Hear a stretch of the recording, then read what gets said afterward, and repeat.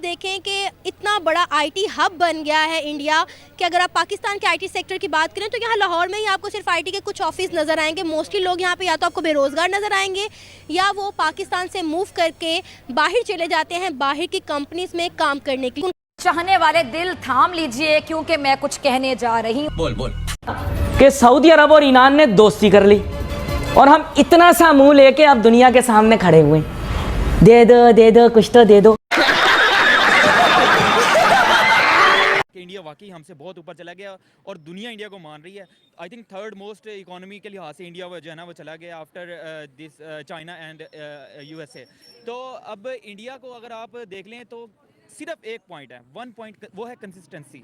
वहाँ पे जो है ना अगर आप किसी को आपने प्राइम मिनिस्टर सेलेक्ट किया ना या इलेक्ट किया आवाम ने तो वो कंसिस्टेंट है, उसने अपने 5 ईयर कंप्लीट करने ही करने हैं।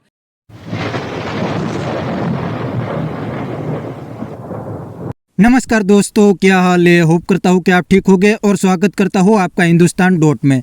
दोस्तों, पाकिस्तानी कहते हैं कि इंडिया आईटी सेक्टर का हब बन गया है क्योंकि इंडिया का सिर्फ आईटी सेक्टर का एक्सपोर्ट $150 बिलियन से ज़्यादा हो गया है और इंडिया की इकोनॉमी में आईटी सेक्टर बहुत बड़ा रोल प्ले करते हैं। दूसरी बात, पाकिस्तानी कहते हैं कि इंडिया ने अपने एजुकेशन पे बहुत काम किया है, इसीलिए आज हर सेक्टर में इंडिया तेज़ी से ग्रो कर रहा है। अब किसी भी सेक्टर में इंडिया का मुकाबला पाकिस्तान नहीं कर सकता। तो दोस्तों, वीडियो में आगे देखते हैं इस बात पे पाकिस्तानी पब्लिक के रिएक्शन। अगर आप नहीं हैं तो चैनल को सब्सक्राइब कर लीजिए और वीडियो को अंत तक देखें। ये बताएं कि ऑब्वियसली इंडिया की आईटी इंडस्ट्री के बारे में तो आप जानती हैं। आईटी एक रीसेंट रिपोर्ट के मुताबिक आईटी की जो in the whole world top 10 industries हैं उनमें से 4 इंडस्ट्रीज़ इंडिया की हैं। क्या लगता है कितनी बड़ी अचीवमेंट है? कैसे इंडिया ने इतना लंबा फासला जो है वो तय किया? यार, पहली बात तो बहुत बड़ी अचीवमेंट है कि उनकी टॉप 4 कंपनीज़ आई हैं। मज़े की बात यह है कि ये बात हम बहुत अच्छे से जानते हैं कि हम इंडिया का आईटी में कोई कंपैरिजन नहीं कर सकते। हम इंडिया के आसपास भी कहीं पे एग्जिस्ट नहीं करते। उन्होंने एक उनका गुड़गांव है, पूरा उनका वो आईटी हब है, ठीक है। मतलब हर चीज़ आईटी से रिलेटेड है। अगर हम पाकिस्तान में बात करें तो हमारे यहाँ पे आईटी एजुकेशन ही उस तरह से नहीं है, हमने उसको आगे लेकर क्या चलना है।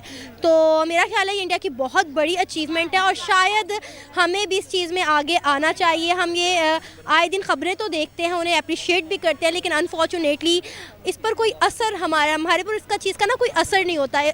एक चीज़ होती है ना कि आप दूसरे को मेहनत करता देखते हैं तो आपका दिल करता है यार हमने भी मेहनत करनी है। हालांकि अगर हम कहें तो कहने को इंडिया हमारा हमसाया मुल्क कम दुश्मन मुल्क ज़्यादा है, तो जब दुश्मन स्ट्रॉन्ग हो तो हमें भी खुद को स्ट्रॉन्ग करना चाहिए। लेकिन अनफॉर्चुनेटली हम उस दौड़ में दौड़ना ही नहीं चाहते, ठीक है। हम उस दौड़ में दौड़ने की कोशिश भी नहीं करते। मतलब आप देखें कि इतना बड़ा आईटी हब बन गया है इंडिया कि अगर आप पाकिस्तान के आईटी सेक्टर की बात करें तो यहाँ लाहौर में ही आपको सिर्फ आईटी के कुछ ऑफिस नज़र आएंगे। मोस्टली लोग यहाँ पे या तो आपको बेरोज़गार नज़र आएंगे या वो पाकिस्तान से मूव करके बाहर चले जाते हैं बाहर की कंपनीज में काम करने के लिए। अब इंडिया ने बनाया है मेड इन इंडिया, हर चीज़ वो अपनी इंडिया में मैन्युफैक्चर कर रहे हैं। लेकिन पाकिस्तान में हम अभी तक चाइना की ही जान नहीं छोड़े, हमने अपना क्या कुछ मैन्युफैक्चर करना है। लोगों में बेरोज़गार इतनी ज़्यादा बढ़ गई है कि लोग सड़कों पर आकर छोटी छोटी चीज़ें बेचने पर मजबूर हो गए हैं। लेकिन हमारे यहाँ पे इंडस्ट्रीज़ नहीं लग रही कि लोगों को रोज़गार के मौके फ्राहम किए जाएं। हम अपनी गवर्नमेंट से क्या उम्मीद कर सकते हैं? कुछ भी नहीं। तो मुझे जो लग रहा है कि बल्कि मुल्क के जो हालात हैं इसी तरह रहे तो आइंदा कुछ सालों में मुझे अफसोस के साथ कहना पड़ा है कि पाकिस्तान शायद कहीं भी एग्जिस्ट ना करे। बिल्कुल सही मैडम। ऐसा है कि अगर हम देखें the coming future is the future of IT, is the world of IT. तो हमें जो है डेफिनेटली दुनिया के साथ चलना पड़ता है। तो आईटी को इम्प्रूव करने के लिए, आईटी की अवेयरनेस के लिए क्या करना पड़ेगा? यार, सबसे पहले तो बहुत ज़रूरी है आईटी एजुकेशन। आप अपने पंजाब यूनिवर्सिटी में ही चले जाएँ तो आपको पता चल जाएगा कि आपका आईटी का डिपार्टमेंट जो है वहाँ पे कितने स्टूडेंट पढ़ रहे हैं, उनको निकलने के बाद कितनी जॉब्स मिल रही हैं।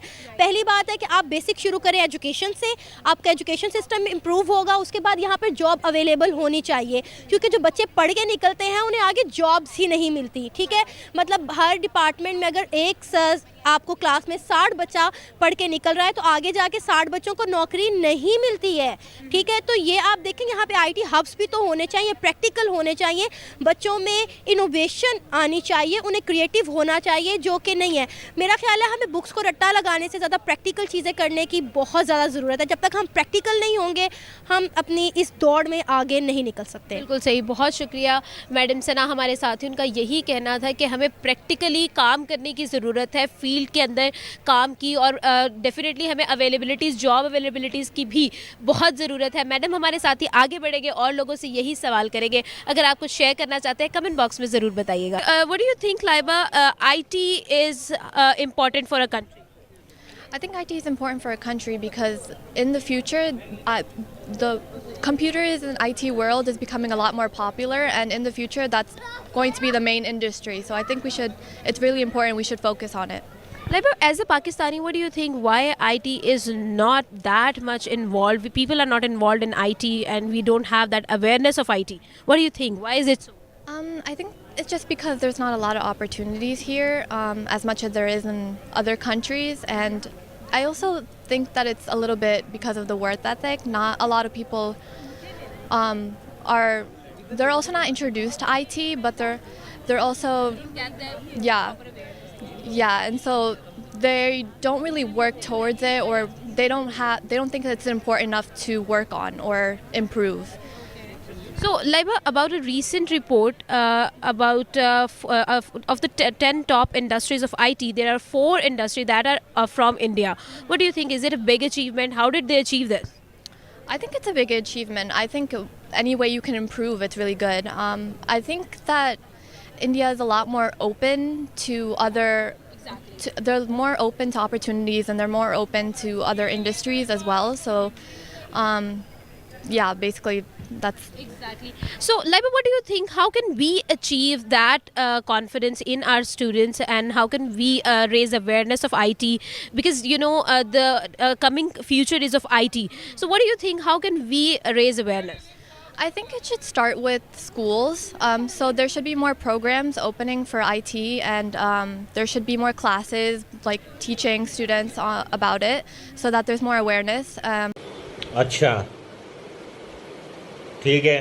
तो दोस्तों ये थे पाकिस्तानी पब्लिक के रिएक्शन। ये पाकिस्तानी गर्ल्स ने बताया कि पाकिस्तान ने कभी अपने एजुकेशन और टेक्नोलॉजी पे काम नहीं किया। तो ये बात पाकिस्तानी की बिल्कुल सही है, क्योंकि 1947 के बाद इंडिया और पाकिस्तान की डायरेक्शन बिल्कुल डिफरेंट थी।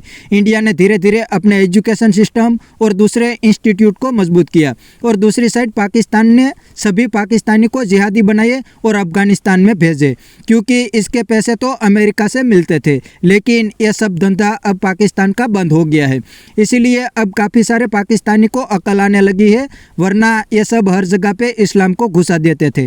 दोस्तों अब तो काफ़ी सारे पाकिस्तानी इंडिया की तारीफ करने लगे हैं, अब उनको अकल आ गई है। अभी तक तो उनको सिर्फ इस्लाम के नाम पे पाकिस्तान आर्मी यूज़ करती थी।